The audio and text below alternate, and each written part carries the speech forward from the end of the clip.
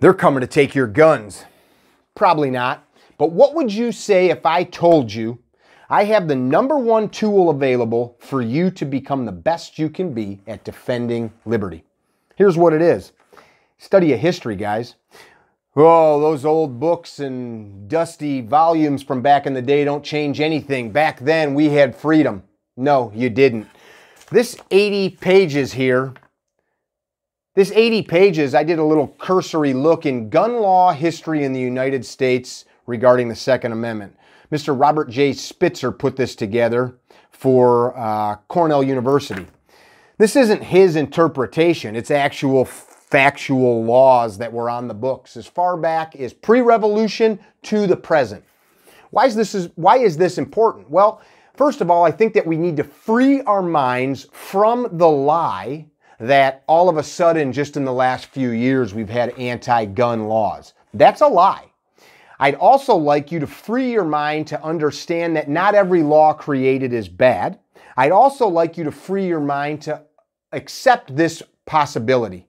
The laws we have because you and I allowed those laws to be. Mick, I didn't vote for those people. You probably also didn't work your ass off so that guy or gal didn't get elected. See, we have the greatest system in the world. I don't care if you don't agree. We have the greatest and freest system of government that was ever conceived by man. 56 men sat down and put together this declaration, this conception of a beautiful experiment in what would happen when men and women sit down and say, we will rule ourselves. It's pretty darn cool. Was it perfect? Nope. Nope. We tread on the local people that lived here before us.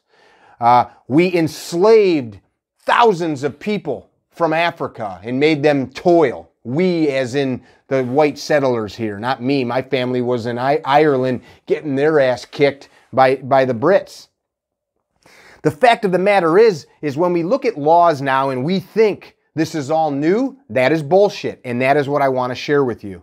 So in my home state, we were one of the last states in the Union to pass any type of concealed carry law. The last states. Well, Mick, back in the day, they didn't have concealed carry laws. You just carried. That is unequivocal bullshit.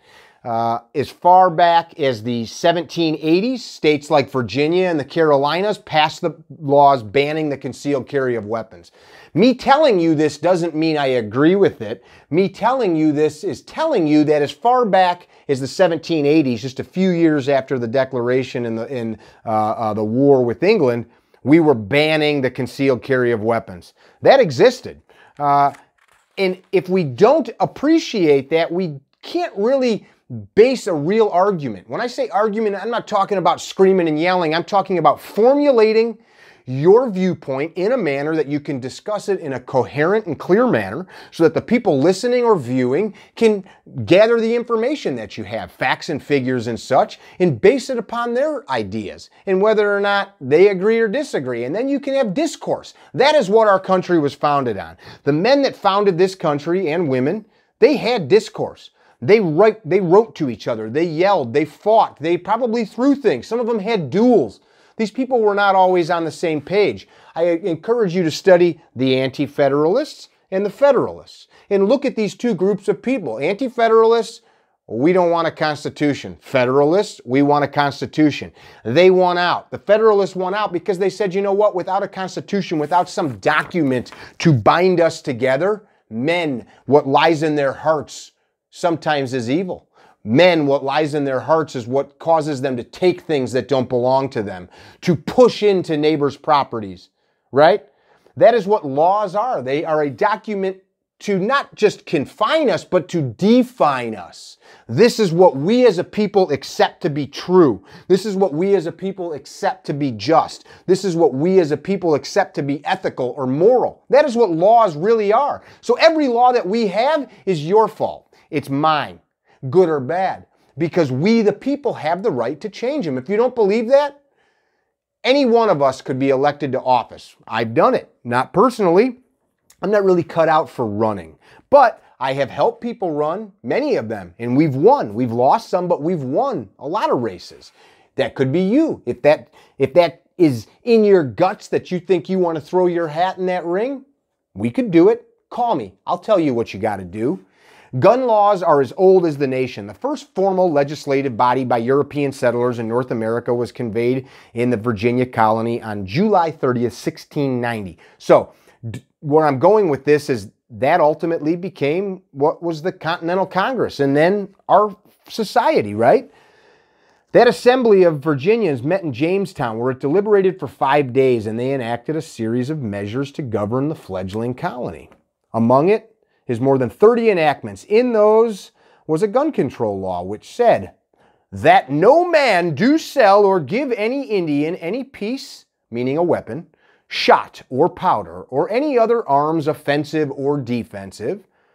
So any arms, swords, bayonets, upon pain of being held a traitor to the colony and of being hanged as soon as the fact is proved, without redemption. They said, if we catch you giving these local Indians guns or weapons, as soon as we prove it, we're going to hang your ass. No ifs, ands, or buts. That's pretty heavy duty. So a death sentence was there for providing the Native Americans with firearms. That's pretty heavy. But what it did was it told you where their heads were, right? So the author here goes to talk about the arc of American gun laws.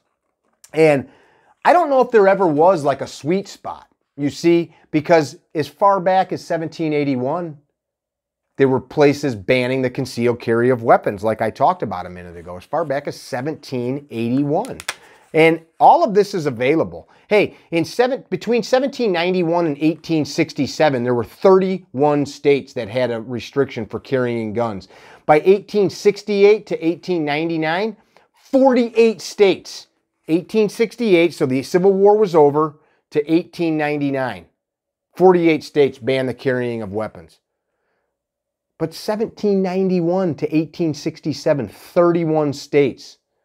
By 1790, 5 states already banned the carrying of weapons. I tell you this because we look at the laws that exist now and people think, you have to understand the totality of it and you have to understand how laws are made, and if you don't like it, change it. Don't bitch, don't complain, but at the very least, don't lie to yourself. Don't dilute your thinking into some argument that back in the day, bump stocks would have been legal or suppressors. Because they were banning shit way back then. Check it out, I got some more. The types of gun laws span about every conceivable category. Thousands of gun laws existed from the founding up to 1934. What's 1934? Why is that important? 1934 was the National Firearms Act. That's kind of a big deal. Check this out.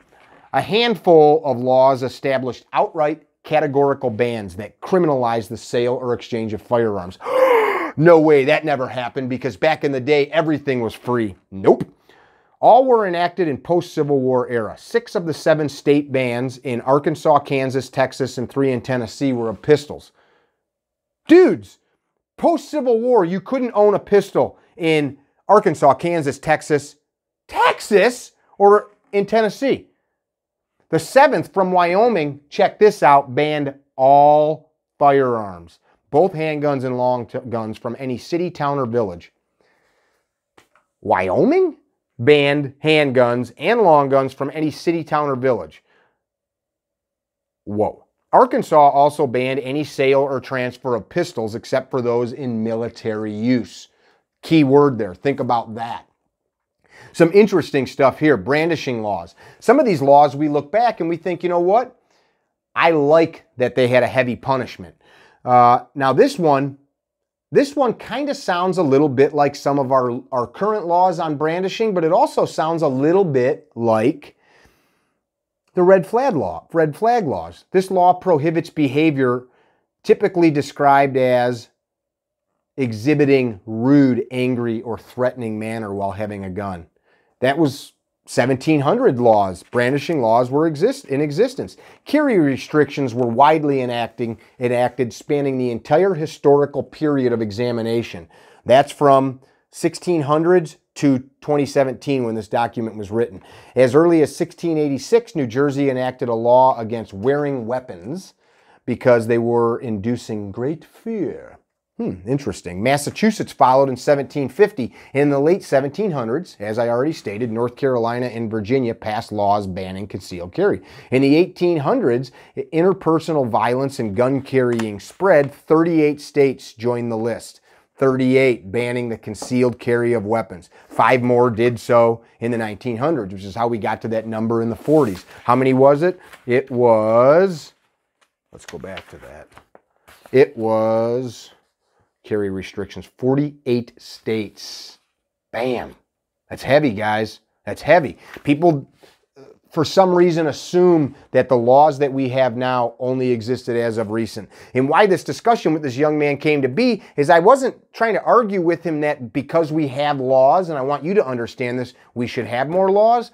What I want you to understand is that we've always seemed to be making laws to ban or oppress the use of weapons because it just seems too simple for us to try to create a law to stop a problem that really is contained in the hearts of the person with the weapon. Make sense? Before considering types of gun, it should be noted that conceal and open carry restrictions were common in the American Western frontier.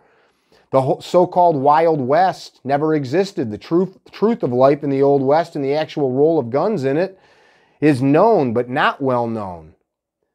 See, that's one of these things that we look at it in a romantic sense, but we don't look at it in a factual sense. There were many Old West areas, like we just looked at Wyoming, that banned every type of gun in cities, towns, and villages. Would you not call Wyoming the Old West? Aside from hunting and militia use, there were among the most common and widely accepted gun regulations to be found in our post-1789 history, so post-revolution. These laws therefore pose a stark contrast with the contemporary American political movement dating to the early 1980s, spreading the legality of concealed carry. So I would challenge you to go read. I've got a book right here that I want you to look up. Here we go. From Lubies to the Legislator. This was Susanna Gracia Hupp, One Woman's Fight Against Gun Control. I'm going to read you a little bit. The mass shooting in Luby's cafeteria in Central Texas made news around the world and turned an unknown chiropractor, that was Susanna, into a national champion for the right of ordinary citizens to carry guns for self-defense. Susanna was having lunch with her parents October 16th, 1991. Some of you guys might have not even been born, when a man crashed his pickup through a window and began shooting people. When the shooting stopped, her mother and father and 21 other people were dead. That's pretty heavy. Kind of sounds like what's happening today 30 years later, right? This stuff is not new. Humans have preyed upon each other in sick ways for all of time. No one interviewed more about the shooting than Hupp. She became an icon for gun rights and the Second Amendment because she was willing to be interviewed by the news media and because she told them what they did not expect to hear. She was not mad at the shooter. How can you be mad at a rabid dog? And she did not blame guns. She blamed politicians who had legislated her right away to carry a gun to protect herself and her family. No one has more to do with passing the rash of state concealed carry laws that swept the country in the 90s than her. She told her story to the national media, testified before Congress and numerous state legislators, and served more than 10 years in the Texas legislature. So she left her career as a chiropractor and became a politician to change laws. Hupp recounts how guns have affected her life, from playing with cap guns with her brother to filing bills, in the Texas legislature, to allowing students with concealed carry licenses to pack guns on college campuses. She also provides advice to citizens about lobbying their legislatures and dealing with the media. She tells what happened on that day at Luby's cafeteria in Killeen, Texas, which is where Fort Hood is, and how it affected her and her family. She recalls making the stupidest decision of her life when she decided several months before the shooting to obey a bad law, and she stopped carrying a revolver in her purse for fear she would be caught and lose her chiropractor license. That decision left her unarmed at the moment she needed her gun most. She lives with her husband and 2 sons in a small ranch near Lampasas in Central Texas, where she raises Arabian horses. I want you to look this book up.